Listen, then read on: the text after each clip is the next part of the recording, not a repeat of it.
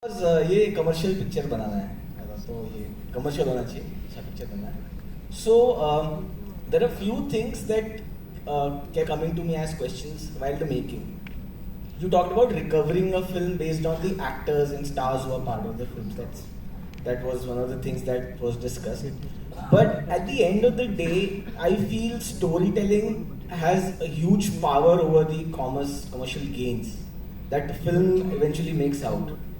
And how much is your relying on the star cast power to bring in people? And there's enough evidence that that logic has failed, but it still, drives the industry. What do you feel about this? So, okay, so we've released Gadar this year and released a film called 12th Fail. Now, both the films were made by, as Sunita said, people, second chance or third chance, what do you want to call, Anil Sharma and Vidhu Vinod Chopra, both 65 plus. They made it with passion. One was obviously a sequel to a blockbuster with a yesteryear superstar.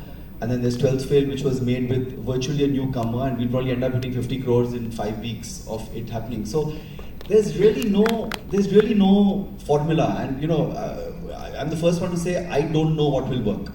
It's a question of you say commercial. By commercial they mean that the tenets of commercial cinema kind of followed. So there's a song, and there's you got your 3-act structure has a certain way of taking the audience through. Jawan, Gadar are prime examples of commercial mass cinema which has penetrated far deep into the heartland of India, and that's where the numbers are coming in. But at the same time, you got a 12th Fail, which literally, Vikrant Masi is an OTT star, and he's delivering 50 crores. In terms of box office, I think Komal will bear me out, this is the highest grossing Vidhu Vinod Chopra film, and he's made classics like Parinda and Khamosh, and then big successful films like Mission Kashmir, and so, but it's in terms of commerce, it was 12th Fail, about someone who just doesn't give up and continues to pursue his dream. So these are all labels we can put. At the end of the day, what works, what doesn't work, the audience decides. It's not you, me, they decide whether they want to embrace it or not. I'll add one more thing to what Sharik said.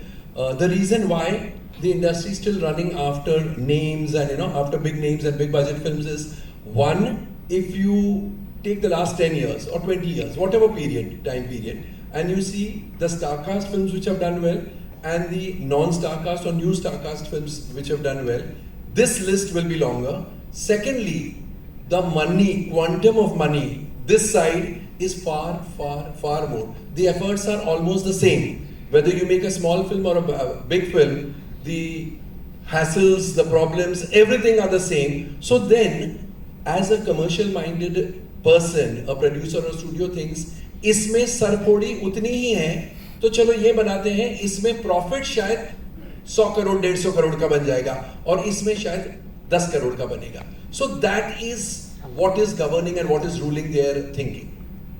I'll just add over here, somewhere the return, ROI will always be higher on the mid-size budgets.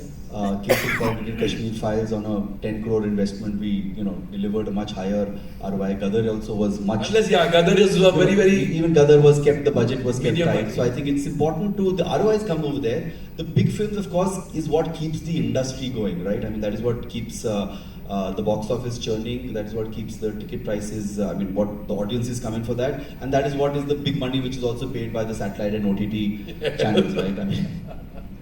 Last 3 questions. Hello everyone. Good evening. This has been a great panel so far. I have a question. My name is Jasraj. I'm from Mumbai. So over the last 2 years, actually, after the OTT boom, like you said, like the producers have been pre-selling the films, selling them on the basis of the script, getting money from streaming services, TV channels, and then going into production. So what has happened in these last 2 years is the producer, especially with the workings with writers, because the writer comes first. Without a script, you can't go sell without a Bible, you can't sell the project to anybody.